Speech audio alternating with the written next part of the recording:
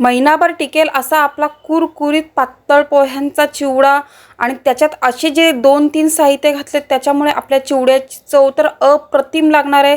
खाणारे सुद्धा वाह वाह करतील की तुम्ही याच्यात काय घातले की ज्यामुळे ह्या चिवड्याची चव वाढलेली आहे।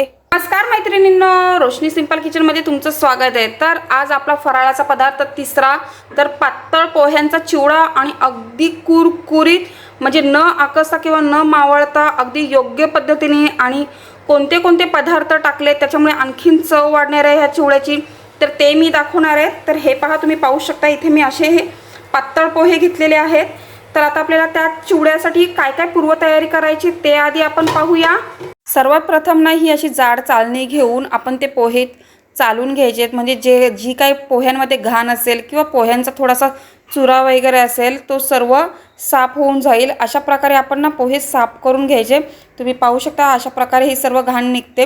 त्यानंतर कडकडीत उन्हात ठेवायचे 1 तास तरी, आणि मग ज्या मिरच्या आणि कढीपत्ता वगैरे असेल ना तो स्वच्छ पाण्याने धुवून घ्यायचा आणि मग नंतर ते पंख्याखाली सुकत ठेवायचे आपल्याला। आता हे पहा मैत्रिणींनो, इथे मी एकदम मोठं म्हणजे जेणेकरून आपले पोहे मावतील आणि आपल्याला व्यवस्थित घाटलायला जमेल अशा प्रकारचे मी मोठं टोप घेतलेला आहे आणि त्यात थोडंसं तेल घातलंय आणि थोडं मीठ घालणार आहे। तर ह्या टोपात आपल्याला आपले पोहे भाजून घ्यायचे।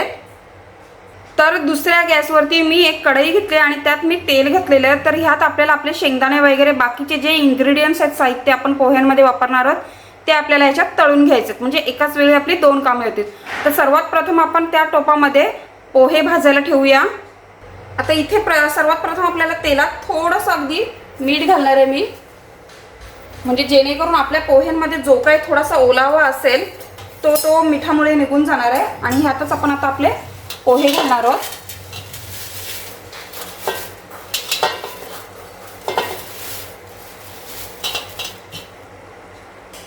आता अशा प्रकारे आपण सर्व पोहे ह्या टोपामध्ये घेतलेत आणि आता व्यवस्थित सर्व आपण मिक्स करून घेणार आहोत आणि सतत 1 ते 2 मिनिटांनी आपण हे असे हलवत राहणार आहोत, जेणेकरून आपले पोहे खाली चिकटणार नाही आणि एकसारखे व्यवस्थित भाजले जातील, म्हणजे कुरकुरीत होईस तर आपल्याला हे सर्व भाजून घ्यायचं आहे। तर चला आता हे भाजून होतात एकीकडे, तिथपर्यंत आपण दुसरं साहित्य करायला घेऊया। आता इथं आपलं कढईतलं तेल तापलेलं आहे। तर सर्वात प्रथम मी इथे खोबऱ्याचे बारीक काप, पातळ म्हणजे काप करून घेतलेले आहेत, ते फ्राय करून घेऊया। आणि अगदी म्हणजे लक्ष ठेवायचं आहे, कारण खोबरं हे लवकरच म्हणजे फ्राय होऊन जातं, काळपट होऊन देता कामा नये। तर आपल्याला सोनेरी रंगावरती खोबरं व्यवस्थित तळून घ्यायचं आहे आणि गॅसची फ्लेम ही मीडियमच ठेवायची, फास्टवरती नाही आपल्याला हे काम करायचं, नाहीतर ते बाहेरून अगदी करपून जाईल आणि आतून कच्चच राहील आणि तुमचा चिवडा लवकरच खराब होऊ शकतो। म्हणून अगदी हलुवारपणे हे आपल्याला काम करायचं आहे। तर आता सोनेरी रंगावरती आपण आपलं जे खोबरं आहे ते व्यवस्थित फ्राय करून घेऊया। आता हे पहा, आपलं खोबरं पण तुम्ही पाहू शकता छान अगदी सगळ्या बाजूनी सोनेरी रंग आलाय। आता एवढ्यातच आपल्याला लगेच काढून घ्यायचे, नाहीतर ते लगेच म्हणजे कालपट पडायला सुरुवात होते, कारण त्याची प्रोसेस चालूच असते। तर आता मी हे काढून घेते आणि आता एकीकडे माझं हे काम चालू असताना मी एकीकडे पोहे पण हे करत होती आणि आणखीन एक पोहे कसे हाताने हे करायचे ते सुद्धा मी तुम्हाला दाखवणार आहे। तर सर्वात प्रथम आपण हे खोबरं काढून घेऊया। आता हे पहा मैत्रिणींनो, दरवेळी आपण चमचा किंवा झारा वगैरे घेऊन पोहे घाटलतो, पण तसं न करता मी तर सांगेल की हाताने तुम्ही जर असे मोकळे मोकळे केले, अजिबात चटका लागत नाहीये। तर असं जर हाताने केलं तर तुमचे पोहे बिलकुल म्हणजे आकसणार नाही किंवा मावळणार नाहीत। तर मध्ये मध्ये आपण हाताचा सुद्धा असा वापर करायचा आहे, त्यामुळे पोहे अगदी मस्त होतात, आकसत नाही आणि कुरकुरीत व्हायला मदत होते। तर अधूनमधून मी हे सुद्धा माझं काम चालू आहे। तर आता आपण दुसरं साहित्य तळायला घेऊया। आता आपलं खोबरं सुद्धा झालेलं आहे। आता मी काजू घेतलेले आहेत, आता काजू सुद्धा आपल्याला फ्राय करून घ्यायचं आहे। अगदी हे साहित्य तुम्ही तुमच्या आवडीनुसार घेऊ शकता। तर तेही आपण आता सोनेरी रंगावरती तळून घेणार आहोत। आता इथे आपले काजू सुद्धा सोनेरी रंगावरती झालेत, आता काजू सुद्धा आपण काढून घेणार आहोत। आता आपले काजू सुद्धा तळून झालेत, आता आपण शेंगदाणे घालणार आहोत। तर शेंगदाणे सुद्धा आपल्याला तळून घ्यायचे आहेत। चला, तर आपल्या आता शेंगदाणे सुद्धा तळून झालेत, आता शेंगदाणे सुद्धा आपण काढून घेणार आहोत। आता शेंगदाणे नंतर आपण आता डाळवं घालणार आहोत। आता डाळवं आपल्याला फक्त जस्ट नुसतं परतून घ्यायचं आहे, कारण ते भाजके डाळवं आहे, जास्त आपल्याला आता तळून नाही घ्यायचं, अगदी 1-2 मिनिटांनी आपण काढून घेणार आहोत हे सर्व। आता 1 ते 2 मिनिटं झाले। आता डाळवं सुद्धा आपण काढून घेणार आहोत। आता आपलं डाळवं सुद्धा भाजून झालेलं आहे। आता आपण बहुतेक करून काही लोक घालत नाही, पण इथे मी लसूण घालते। आता मी इथे लसूण दाखवणार आहे। तुमच्याकडे जर बारीक असेल तर तुम्ही बारीक लसूण घ्या, पण मी इथे काही मोठ्या लसणाचे असे 2-2 काप केलेत आणि ते सुद्धा अगदी गोल्डन रंगावरती आपल्याला तळून घ्यायचे आहेत। तर लसणामुळे ह्या चिवड्याचा अगदी म्हणजे स्वाद भरपूरच वाढणार आहे। तर आता आपण हा गोल्डन रंगावरती फ्राय करून घेणार आहोत। तर हे पहा मैत्रिणींनो, अशा प्रकारे आपल्याला गोल्डन रंगावरती लसूण सुद्धा फ्राय करून घ्यायचं। तुम्ही पाहू शकता मी कितपर्यंत फ्राय केलाय। तर आता मी हा लसूण काढून घेते। आता आपल्याला ह्याच कढईत आपली फोडणी तयार करून घ्यायचं आहे। तर आपल्याला जे फ्राय करायचे होते ते साहित्य आपण फ्राय करून घेतलेत। आता आपल्याला ह्याच कढईत ह्याच तेलात फोडणी करून घ्यायचे। तर सर्वात प्रथम मी इथे मोहरी घालते। तर मोहरी छान आपल्याला तडतडून द्यायची आहे। आता इथे आपली मोहरी सुद्धा तडतडली आहे। आता ह्या स्टेपला आपण इथे पांढरे तीळ घालणार आहे मी, ते सुद्धा आपल्याला फ्राय करून घ्यायचे। त्यानंतर मी इथे कच्ची बडीशेप घालणार आहे। त्यानंतर ज्याच्याने आपला स्वाद वाढणार आहे ती गोष्ट म्हणजे इथे मी धणे घेतलेत आणि ते खलबत्त्यात अख्खे धणे खलबत्त्यात घेऊन मी ते थोडेसे क्रश करून घेतलेले आहेत।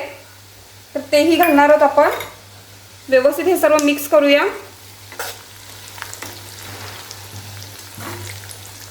आता ही आपली फोडणी तयार झाली। तर आता आपल्याला मिरची आणि कढीपत्ता हे करायचं आहे। तर आता आपण मिरची आणि कढीपत्ता घालूया यात।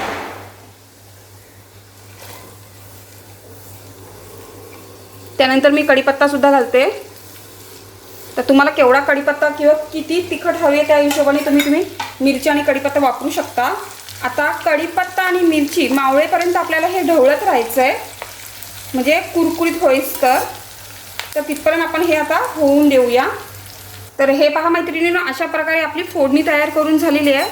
आता ह्यात आपल्याला थोडंसं मीठ घालायचं आहे आणि बाकीचं मीठ आपण पोह्यांवरती घालणार आहोत। तर या फोडणीपुरती आपण आता ह्यात मीठ घातलेलं आहे आणि हळद सुद्धा आपल्याला आत्ताच घालायचं आहे। तर आपलं आता तेल गरम आहे, तर त्या ह्याच्यात आपली हळद सुद्धा व्यवस्थित शिजली जाईल, कच्ची राहणार नाही। तर आता इथे मी हळद सुद्धा घालते आणि आता हे सर्व आपण मिक्स करून घेऊया।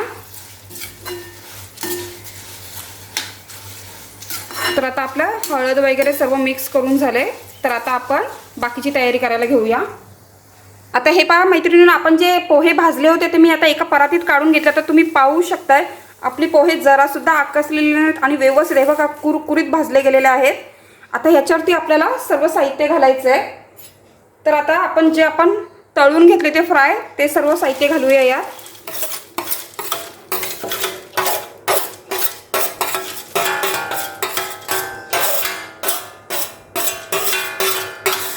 त्यानंतर आपण आता यात चवीनुसार मीठ घालूया। आता लक्षात असू द्या, आपण आपल्या फोडणीत सुद्धा मीठ घातलेलं आहे। आता आपल्याला पोह्यांपुरतीच मीठ घालायचं आहे। त्यानंतर अगदी थोडीशी आपण 1 ते 2 चमचा पिठी साखर घालणार आहोत, म्हणजे आपला जो टेस्ट असते ती बॅलन्स होऊन जाईल। तर तीही मी घालणार आहे आता।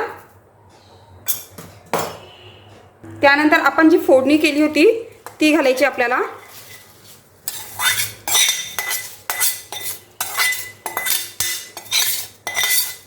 आणि आता हे सर्व आपल्याला मिक्स करून घ्यायचं आहे।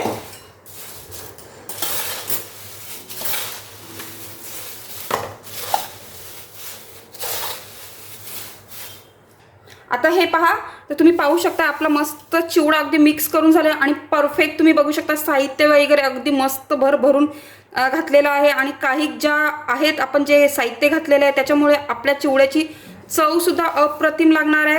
आणि आता हा चिवडा थोडा गरम आहे, तर घ्यावायची काळजी म्हणजे जर तुम्ही व्यवस्थित ठेवला तर तो 1 महिना सुद्धा व्यवस्थित राहू शकतो, अगदी कुरुम सारखा। तर आपल्याला हवाबंद डब्बा स्वच्छ धुवून स्वच्छ पुसून तो थोडा पंख्याखाली किंवा उन्हात ठेवून त्यानंतरच हा चिवडा त्यात भरायचा आहे आणि थंड करून झाल्यावरतीच भरायचा। आता मी तुम्हाला दाखवते आपला चिवडा कसा झालाय, कुरुम आवाज तुम्ही ऐकू शकता, एवढा कुरुम झालेला आहे।